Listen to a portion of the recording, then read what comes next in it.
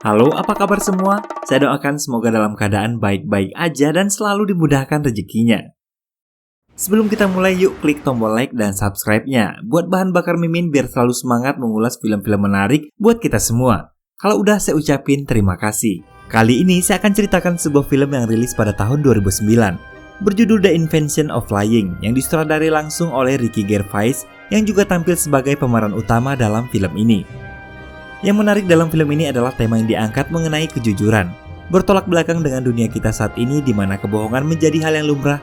Nah, di sini malah sebaliknya, di mana orang-orang selalu berkata jujur. Tak peduli betapa jahat dan menyakitkannya kata-kata dan kenyataan itu, tak ada kebohongan, tak ada penipuan, tak ada pujian kosong, bahkan tak ada cerita fiksi. Yang ada hanyalah murni kebenaran mutlak. Dan Mark Bellison di sini tampil sebagai orang pertama yang mengatakan kebohongan. Dan hal ini seketika langsung merubah kehidupannya, yang tadinya selalu menjadi bulian hingga akhirnya menjadi pusat perhatian. Kebohongan ini sangat berdampak positif bagi dirinya dan orang banyak. Nah, bagaimana sebuah kebohongan menjadi hal yang positif? Buat yang penasaran kira-kira gimana alur cerita film ini, yuk langsung aja kita ke ceritanya.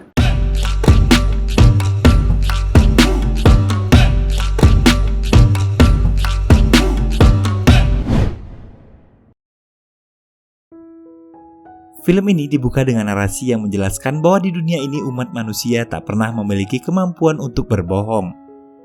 Seperti seorang karyawan yang menelpon kantornya berkata bahwa dia tak masuk hari ini bukan karena sakit, namun karena dia benci saja berada di sana. Look, I'm not coming into work today. No, I'm not sick. I just hate it there. Lalu seorang wanita yang melihat bayi temannya dan berkata bayinya sangat jelek layaknya seekor tikus kecil. Oh, your baby is so ugly. It's like a little rat. Dan seperti itulah ekspresif dan spontanitas dari orang-orang di sana. Walaupun begitu, tak ada satupun orang yang marah diperlakukan seperti itu. Dan pria ini bernama Mark Bellison, seorang scriptwriter yang kurang sukses dari sebuah perusahaan perfilman yang memiliki perawakan gendut, pesek dan pendek, yang tentu saja selalu menjadi bahan bulian. Apalagi di usianya yang ke-40 tahun perekonomiannya masih morat-marit dan belum juga menemukan tambatan hatinya. Hari itu Mark mengetuk apartemen seorang wanita yang akan dia ajak berkencan bernama Anna.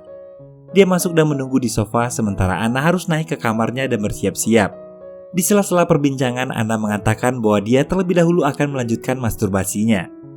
Mark berkata bahwa dia merasa gugup karena datang lebih awal.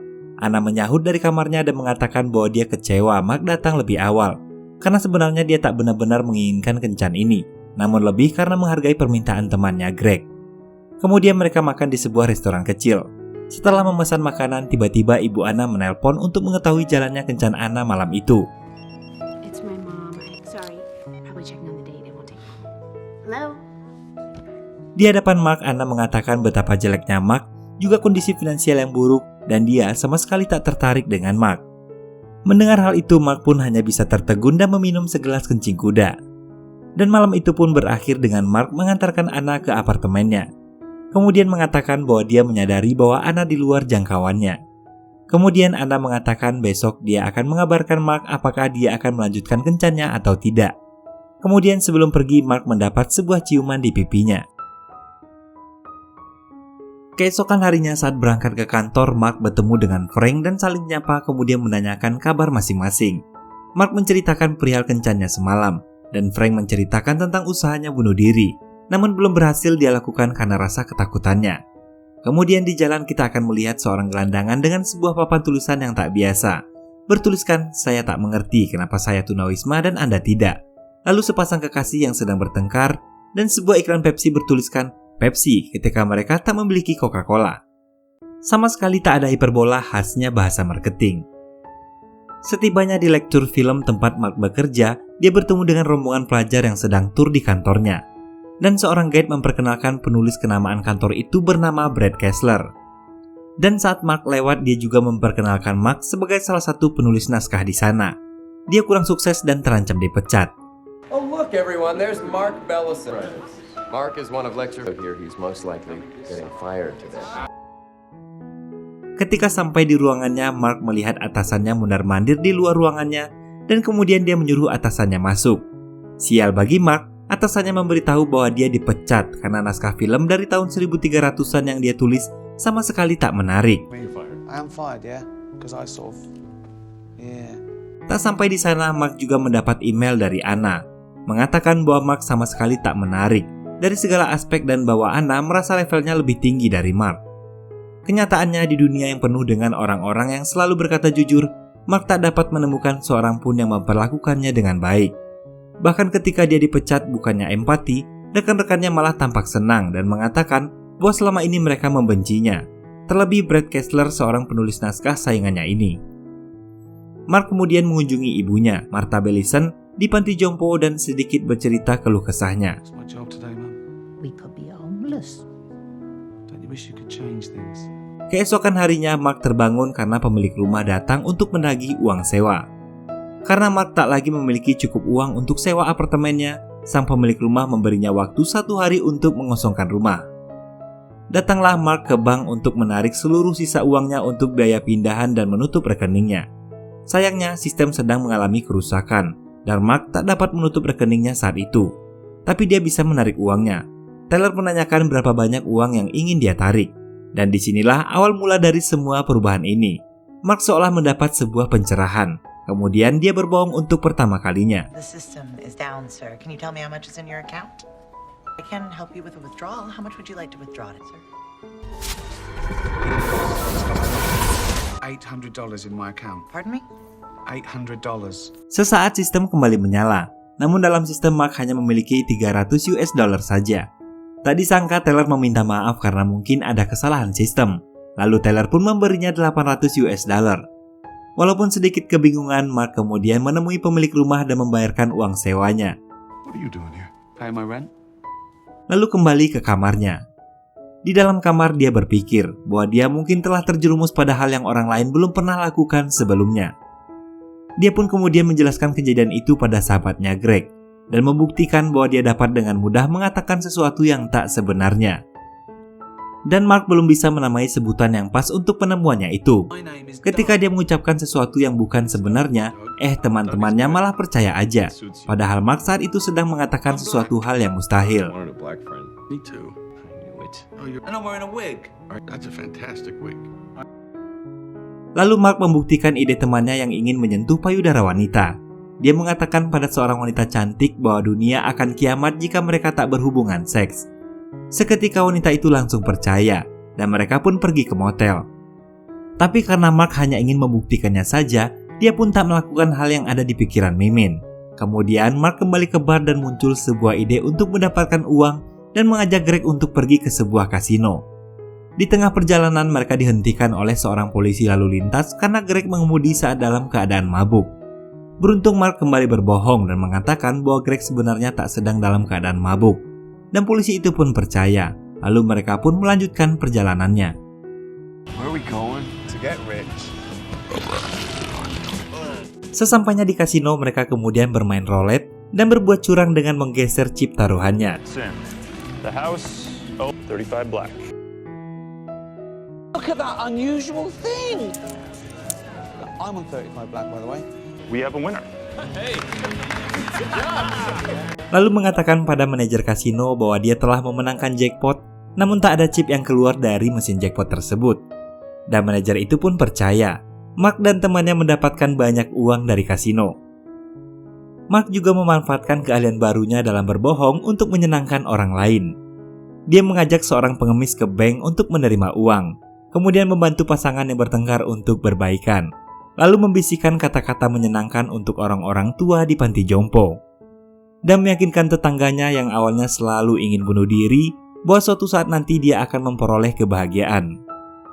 Mark menelpon Anna dan mengajaknya kembali berkencan, lalu mengatakan bahwa dia sekarang sudah satu level dengan Anna. Awalnya Anna menolak, hingga akhirnya dia pun menyetujuinya. Lalu Mark melihat berita di televisi tentang penulis naskah terbaik yang merupakan mantan rekan kerjanya, yaitu Brad Kessler. Seketika Mark mendapatkan sebuah ide untuk menulis sebuah naskah baru. Tentu saja itu hanyalah sebuah naskah fiksi karangan pertamanya yang dia celupkan dalam rendaman teh agar terlihat kuno. Mark pun kemudian mendatangi kantor lamanya untuk bertemu dengan atasan. Dia mengarang cerita bahwa telah menemukan sebuah peti kuno saat berjalan-jalan di gurun, dan mengatakan bahwa dia telah menemukan sesuatu di dalam peti tersebut. Sebuah kisah nyata yang terjadi di tahun 1300-an. tentang invasi alien pada abad ke-14 dan semua orang percaya bahwa itu adalah penemuan terbesar dalam sejarah umat manusia. The moment the bride and groom kissed, King Wanglor and all the survivors of the Great Ninja War and the Black Plague were present.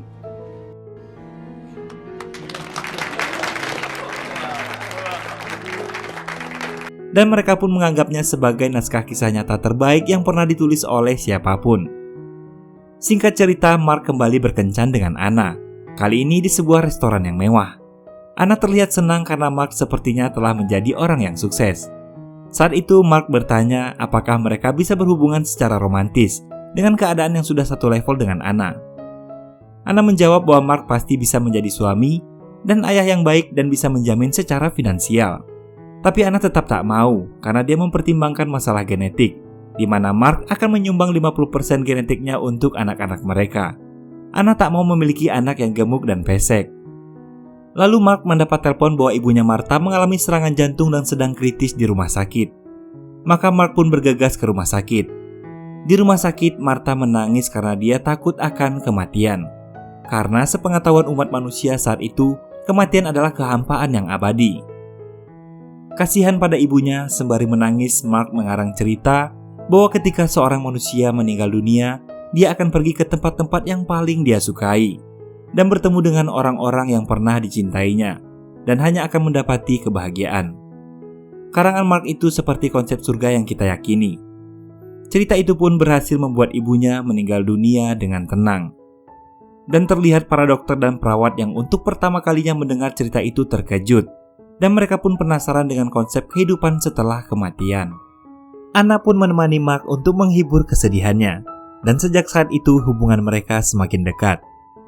Beberapa hari kemudian ketika Mark pulang ke apartemennya, dia melihat banyak sekali orang berkumpul di depan apartemen, bahkan juga ada wartawan dari stasiun televisi. Ternyata Mark menjadi pusat perhatian semua orang yang penasaran dengan apa yang dia ungkapkan pada ibunya sebelum ibunya meninggal dunia. Semua orang menunggu informasi apa saja yang dia ketahui tentang kehidupan setelah kematian. Anna yang mengetahui hal itu pun juga penasaran. Kemudian Mark mengatakan apa yang sebelumnya dia katakan pada ibunya. Mendengar itu, Anna pun tampak berlinang air mata menahan kebahagiaan karena ternyata ada kebahagiaan yang abadi setelah kematian. Belum sempat Mark menjelaskan bahwa itu hanyalah karangannya semata, Anna meminta Mark untuk menyampaikan semua perkataannya itu pada semua orang yang telah menunggunya.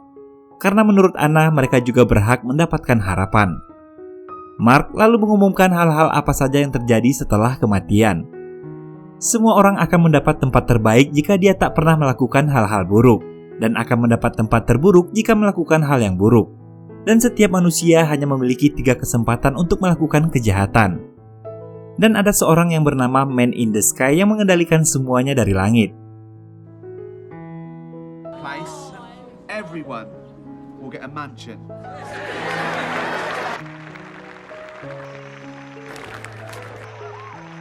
Berkat informasi itu, Mark menjadi sangat terkenal dan dinobatkan menjadi Man of the Year yang muncul di berbagai majalah dan televisi.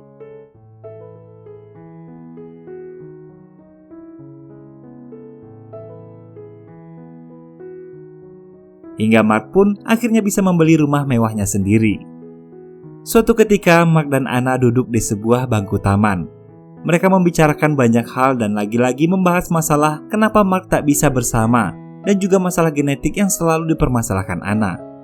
Lalu Anna bertanya apakah menjadi kaya dan sukses dapat merubah genetik Mark. Mendengar pertanyaan itu, meskipun Mark sebenarnya ingin berbohong, namun karena dia terlalu menyukai Anna, dia tak melakukannya. Dan menjawab bahwa menjadi kaya dan sukses tentu saja tak bisa merubah genetik seseorang. Hari berikutnya, Anna menemui Mark di rumahnya ketika Mark sedang berdiskusi tentang naskah untuk film anak-anak. Anna mengatakan bahwa dia harus membatalkan makan malam dengan Mark malam itu karena akan berkencan dengan Brad Kessler dan akan berhubungan intim setelahnya.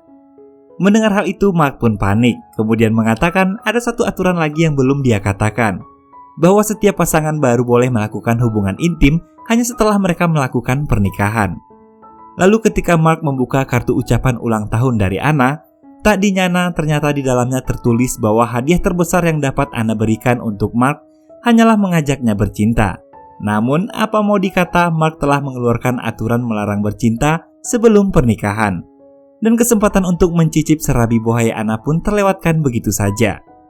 Tak lama kemudian, Brad pun datang menjemput Anna di tempat Mark. Kemudian merampas kartu ucapan tersebut dan berkata bahwa dia akan menikahi Anna. Tentu saja ini menjadi sebuah pukulan telak bagi Mark yang membuatnya depresi. Anna dan Brad pun berkencan di sebuah restoran mewah. Mereka membicarakan tentang Mark, yang meskipun dapat berbicara dengan Man in the Sky, dia tak memiliki genetik seperti Brad. Dan Brad merasa iri karena seharusnya dirinya lah yang pantas untuk berbicara dengan Man in the Sky. Kemudian di sini terlihat sifat Brad yang suka mengatur ketika memesan makanan. Brad ingin Anna hanya memesan salad agar Anna tak menjadi gemuk dan tetap menjaga penampilan cantiknya. Dan sepertinya Anna mulai tak nyaman dengan hal tersebut. Dan seperti kencan Anna biasanya, sang ibu selalu menelpon untuk menanyakan pengalaman kencannya. Brad langsung memotong dan mengambil telepon tersebut, kemudian mengatakan bahwa suara ibu Anna yang melengking mengganggu, kemudian menutup teleponnya. Ketika Anna sedang menonton acara televisi yang menampilkan Mark sebagai narasumber, ibunya kemudian datang mematikan televisi dan mengatakan pada Anna bahwa Mark tak cukup baik menjadi teman Anna, ditambah lagi faktor genetik yang dimilikinya. Anna harusnya bersama dengan orang yang tepat, yaitu Brad Kessler. Sementara itu, semenjak perkataan Mark tentang adanya kehidupan setelah kematian, terlihat banyak perubahan. Seperti tulisan di papan pengemis dan sepasang kekasih yang malah bertengkar perihal siapa yang akan pindah ke rumah siapa. Karena di kehidupan setelah kematian, setiap orang akan mendapatkan satu rumah. Juga iklan Pepsi yang tertulis, kini juga bisa didapatkan di kehidupan setelah kematian. Namun satu hal yang tak berubah, Mark tetap diperlakukan seperti seorang pecundang. Dan kemudian dia pun merenung di makam ibunya. Singkat cerita, setelah lama tak mengunjungi Mark, Anna terkejut melihat penampilan Mark yang terlihat kacau dengan jenggot tebal dan rambut yang panjang. Benar-benar berantakan. Tujuan Anna datang adalah untuk mengantarkan undangan pernikahannya dengan Brad yang akan berlangsung keesokan harinya. Mark awalnya meminta Anna untuk tak menikahi Brad. Akan tetapi Anna mengatakan bahwa waktunya tak banyak untuk bisa menemukan pasangan genetik yang ideal dan memiliki anak sesuai keinginannya. Dan suatu saat nanti dia akan segera menjadi tua dan keriput. Walaupun Mark mengatakan baginya Anna tak akan pernah terlihat tua dan keriput, tapi Anna tetap bersikukuh akan melakukan pernikahan. Kemudian dengan menangis Anna pun pergi meninggalkan Mark. Saat duduk di taman, Anna melihat seorang anak gendut, pendek dan pesek yang sedang dibuli oleh anak-anak lainnya. Kemudian Anna menyelamatkan anak tersebut dan mengatakan di balik kekurangannya, anak itu memiliki senyuman yang hebat. Dan di sini sepertinya Anna mulai ragu dengan pendiriannya tentang idealisnya soal faktor genetik. Di hari pernikahan Anna dan Brad, Greg masuk ke kamar Mark, lalu memberinya jas dan alat cukur. Kemudian mereka menghadiri pernikahan Anna dan Brad di gereja. Saat upacara dimulai, pendeta bertanya, apakah ada yang keberatan dan menawarkan gen yang lebih baik pada pasangan itu sebelum mereka dinyatakan sebagai suami istri? Mark berdiri, dia menyampaikan keberatannya, mengatakan bahwa tak ada yang bisa menjamin keturunan Brad lebih baik dari keturunan Mark. Walaupun sebenarnya Mark bisa saja mengatakan bahwa Man in the Sky mentakdirkan Anna untuk hidup bersamanya, tapi Mark tak melakukannya. Kemudian mengajak Greg untuk keluar dari gereja. Tak berselang lama, Anna lalu menyusul Mark keluar gereja. Dia menanyakan apa yang dikatakan Man in the Sky. Mark mengatakan yang sebenarnya, bahwa sesungguhnya tak ada Man in the Sky. Dia mengatakan hal itu karena tak tahan melihat penderitaan ibunya. Anna pun kaget mendengar hal itu, kemudian bertanya, kenapa Mark tak berbohong saja saat dia menanyakan apakah kekayaan bisa merubah genetik. Dan Mark hanya terdiam. Kemudian Anna mengatakan bahwa kini dia tahu apa yang dia inginkan dan berkata, I want little fat kid with snub noses.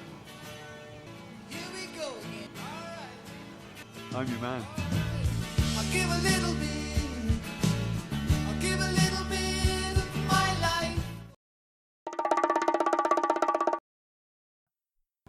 Pada akhirnya, Mark dan Anna pun menjadi sebuah keluarga. Dan kini Mark bukanlah satu-satunya orang yang mampu mengatakan sebuah kebohongan. Karena anak pertama mereka juga memiliki kemampuan berbohong yang sama seperti Mark.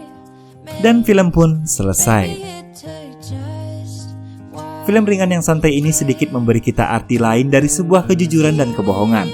tak selamanya sebuah kejujuran itu baik dan menjamin kedamaian dan kebahagiaan. Dan jika kita memulai sebuah kebohongan, maka akan selalu ada kebohongan-kebohongan lainnya untuk menutupi kebohongan-kebohongan sebelumnya. Mark Bellison membuktikannya. Dia hidup di dunia tanpa kebohongan. Namun di situ dia semakin merasa tertekan dan menderita. Bagi orang-orang dengan kekurangan, dunia tanpa kebohongan terasa jauh lebih menyakitkan. Karena tak ada lagi basa-basi, sopan santun, memuji atau berbohong demi kebaikan orang lain. Orang-orang benar-benar hanya memperlihatkan keegoisannya sendiri. Kadang sedikit kebohongan juga diperlukan untuk membuat hidup jadi lebih tenang. Terima kasih udah menonton sejauh ini. Akhir kata, saya pamit undur diri. Sampai jumpa di alur cerita film menarik lainnya. Assalamualaikum warahmatullahi wabarakatuh. Bye-bye.